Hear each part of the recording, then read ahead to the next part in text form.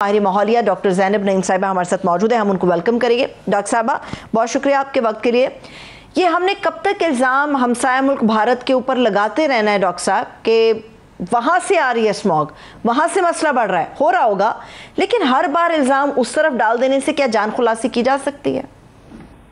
देखिए हमें बिल्कुल आप दुरुस्त कह रही हैं कि ये हर बार इल्ज़ाम हम लगा देते हैं। इसमें किसी हद तक तो सच्चाई है, लेकिन किसी हद तक साइंटिफिकली भी हमें चीज़ें देखने की ज़रूरत है कि स्मॉग का मसला ज़्यादा लोकलाइज्ड है। ट्रांस बाउंड्री है लेकिन ज़्यादा लोकलाइज्ड है। जहाँ ट्रांस बाउंड्री का इशू है वहाँ पे पाकिस्तानी पंजाब और इंडियन पंजाब ये एयर शेड है और यहाँ पे टेम्परेचर इन्वर्जन होती है, जिसका मतलब ये है कि मौसम हल्का सा सर्द होता है तो ठंडी हवा की लेयर गर्म हवा की लेयर के ऊपर ट्रैप हो जाती है और वो के अंदर, जैसे आप बात करिए, नमी की वजह से पोल्यूटेंट्स ज्यादा होल्ड कर लेती है। और इस दफा क्योंकि सैलाब आए तो सैलाब के बाद नमी ज्यादा होती है और अबव नॉर्मल टेम्परेचर होने की वजह से भी वो नमी अपने अंदर पोल्यूटेंट्स ज्यादा होल्ड कर गई, और जिसकी वजह से एक्सपेक्टेड था कि स्मॉग इस दफा ज्यादा जल्दी शुरू होगी। अब लेकिन जो मेजर कॉन्ट्रीब्यूटिंग फैक्टर्स हैं उसमें हम जाते हैं तो सबसे पहले पुरानी गाड़ियों का धुआं, इसके अलावा इंडस्ट्रियल एमिशंस, पार्टिकुलेट मैटर जो कि डस्ट की वजह से होते हैं, कंस्ट्रक्शन एक्टिविटीज की वजह से होते हैं, फिर क्रॉप रेजिड्यू बर्निंग, और फिर आपका ये ट्रांस बाउंड्री इशू आता है।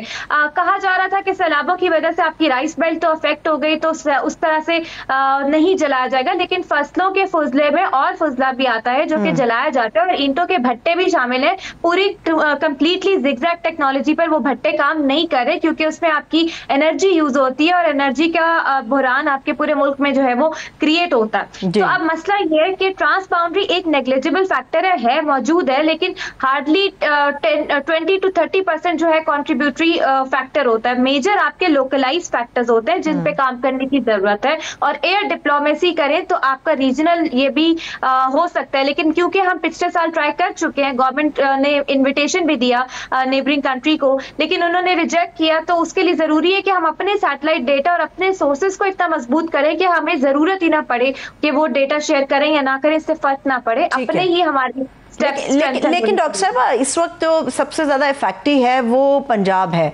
और जब हम पंजाब की बात करते हैं तो पंजाब की तरफ से हमें बताया जाता है कि जी हमने इंडस्ट्रियल जोन्स को कंट्रोल कर लिया, हमने भट्टों को जो है वो जिगजैग टेक्नोलॉजी के ऊपर मुंतकिल कर दिया। इन सारी चीज़ों के अंदर ये जो आपने गाड़ियों की बात की है ये बड़ा ही तकलीफ अमर है कि वो गाड़ियाँ जो स्क्रैप हो जानी चाहिए वो आज भी फराटे भरती हुई हमें सड़कों पर नज़र आती हैं। पुरानी गाड़ियाँ काला धुआं छोड़ती हैं, और सबसे ज़्यादा जो तकलीफ बात है कि डीजल गाड़ियां हमें सबसे ज्यादा इस वक्त सड़क पर नजर आती हैं, जब दुनिया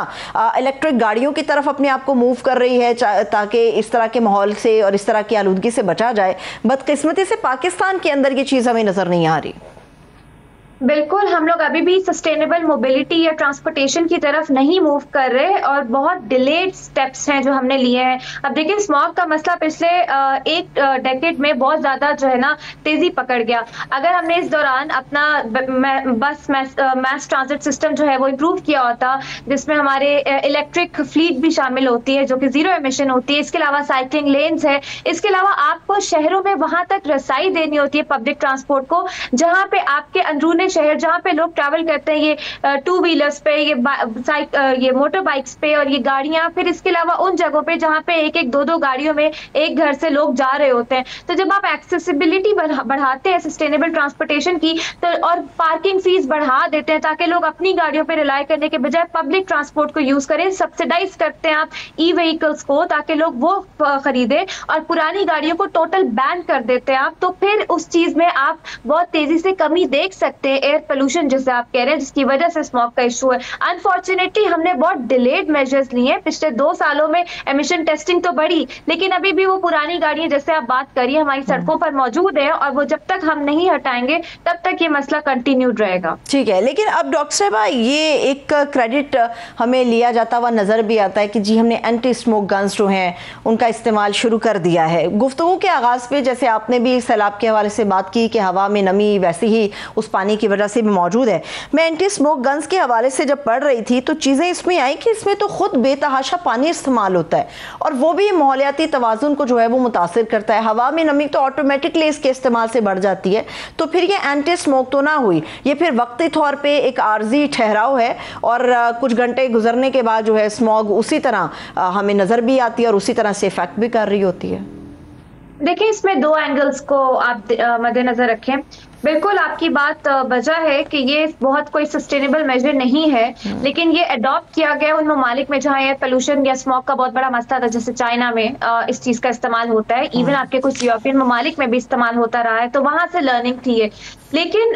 इसको उससे भी कंपैरिजन करें कि पिछले साल जब स्मॉग का मसला बढ़ गया तो हुकूमत को मसनूई बारिश या क्लाउड सीडिंग की तरफ जाना पड़ा, जो कि बहुत कॉस्टली मेजर है। तो अगर हम उससे कंपैरिजन करें और उसके निस्बतन हम स्मॉग गन्स का इस्तेमाल करें तो वो लेस कॉस्टली है और वो वक्ती तौर पे आवाम को रिलीफ देने के लिए काम आ सकता है। But on the other hand, क्योंकि ये टेम्परेरी मैयर है और बिल्कुल अगर हवा में नमी बहुत ज्यादा मौजूद है और फिर हम एडिशनल नमी लेकर आएंगे तो वो पोल्यूटेंट अपने अंदर ज्यादा भी होल्ड कर सकती है। दूसरी बात ये कि इसमें पानी का ज़िया भी बहुत ज्यादा है। तो इसमें सजेशन यही है गवर्नमेंट के लिए कि बजाय इसके हम मजीद स्मॉग गन्स खरीदें, हम नेचर बेस्ड सोल्यूशंस की तरफ जाएं, हम अपने ग्रीन बफर जोन को बढ़ाएं, हम कंस्ट्रक्शन एक्टिविटीज को लिमिट करवाएं, लोगों के लिए मास्क मैंडेटरी कर दें, क्योंकि ये इशू तो परसिस्ट करेगा अभी कुछ सालों तक। और सिर्फ लाहौर नहीं, लाहौर, फैसलाबाद, आपकी ये सारी मैदानी बेल्ट जो है, इस पे हर तरह के स्ट्रिक्ट मेजर्स की जरूरत है। ये पूरा आपका इलाका अफेक्ट होता है। अब तो आपका सॉल्ट रेंज का बैरियर भी एक्ट नहीं कर रहा होता, अब तो स्मॉग आपके नॉर्थ साइड पे भी रीच करना शुरू हो गई, यानी इतना ज्यादा फैल रही है। तो उसको लिमिट किया जाए। तमाम शहरों में ये जो है स्मॉग रूम्स इस्टेब्लिश होने चाहिए, जैसे लाहौर में है। इसके अलावा वहां पे आपको इसी तरह के सख्त मेजर्स, ये चैट बोर्ड गवर्नमेंट का बहुत अच्छा इनिशिएटिव है। तो इसी तरह के अगर होते रहे तो अगले 3 से 4 सालों में हम हो सकता है कमी देखना शुरू करते हैं। ठीक है, लेकिन डॉक्टर साहब आपने एक जो चाइना की एग्जांपल दी है, बीजिंग में, चाइना में 2013 के बाद जब इसके ऊपर काम शुरू किया था, जब वहाँ पर बहुत ज़्यादा फ़िज़ाई आलूदगी बढ़ गई थी, तो उन्होंने एक साथ कई ऐसे इनिशिएटिव्स थे जिनके ऊपर सख्ती के साथ अमल दरामद शुरू करा दिया था। और उसमें उन्होंने जो सबसे अहम चीज़ थी वो ये थी कि जी ग्रीन बेल्ट जो पॉलिसी है उसको भी मुतारिफ कराया था और उसने बहुत ज़्यादा अहमियत इख्तियार कर ली थी फ़िज़ाई आलूदगी को ख़त्म करने के लिए। बदकिस्मती से हमारे यहाँ ग्रीन बेल्ट पॉलिसी या इससे ग्रीन एनर्जी पॉलिसी के हवाले से कोई ज़्यादा कोई खातिर खा हमें इनिशिएटिव्स नज़र नहीं आते। दूसरी बात यह है कि जो नेचर जोन्स की आपने बात की है, बदकिस्मती से उनका कटाव हमें ज़्यादा नज़र आता है और नेचर के करीब हुकूमत की प्रायोरिटी हमें बहुत कम नज़र आती है। जी बिल्कुल, और वो ग्रीन चाइना का जो इनिशिएटिव है उसमें उन्होंने वेस्ट बर्निंग और इन चीज़ों को भी कंट्रोल किया। वेस्ट से भी आपके एमिशंस निकलते हैं जो एयर पोल्यूशन को कंट्रीब्यूट करते हैं। तो देखिए, बिल्कुल हम अगर चाइना से हमें लर्न करना चाहिए तो उनकी जो ग्रीन पॉलिसीज हैं, खास तौर पे लैंड यूज और जोनिंग जो उन्होंने अपने शहरों में की है और इकोलॉजिकल जोन करार दे दिया, जहाँ उनकी ग्रीन बेल्ट है जो उनके शहरों को साफ रखने में मदद कर रहे हैं, जहाँ पे उन्होंने ऐसे प्लांट्स लगाए हैं जो कि आबो हवा को साफ करते हैं या पोल्यूटेंट्स को अपने अंदर एक्यूमुलेट करते हैं, उधर उन्होंने उसको इकोलॉजिकल जोन करार दे दी कि वहां से आप कोई कटाई या उस चीज को बिल्कुल छेड़ भी नहीं सकते आप। तो मेरे ख्याल से हमें साथ साथ जहां हम एक लर्निंग करते हैं वहां ओवरऑल लर्निंग देखनी चाहिए कि कौन से ऐसे मेजर्स हैं जिसने बीजिंग शहर को इतना साफ कर दिया कि एक दौर था जब वहां पे लोग ऑक्सीजन सिलेंडर्स खरीदने पर मजबूर हो गए थे, लेकिन अब वहां की आबो हवा जो है वो काफी बेहतरी की तरफ चली गई है गवर्नमेंट के कुछ स्ट्रिक्ट मेजर्स की तरफ से। बिल्कुल हमें साथ साथ ओवरऑल स्ट्रैटेजी, बल्कि इसमें एक बहुत अहम जो मैं बात करती हूँ, ठीक है इस साल सैलाब आए, उस लेवल की क्रॉप रेजिड्यू बर्निंग नहीं हुई, लेकिन उसके बावजूद हो रही है, हुकूमती सख्ती के बावजूद। आपको चाहिए स्मॉल मीडियम एंटरप्राइजेस के साथ कोलैबोरेट करें जिनके पास सोल्यूशन है कि ये इस फुजले को रीयूज कैसे कर सकते हैं ताकि किसान को भी बिजनेस अपॉर्चुनिटी नजर आए और वो बजाय इसको जलाने के वो इसको बेचे स्मॉल मीडियम एंटरप्राइजेस को। तो ये पब्लिक प्राइवेट पार्टनरशिप्स भी बहुत जरूरी है इसको कंट्रोल करने के लिए।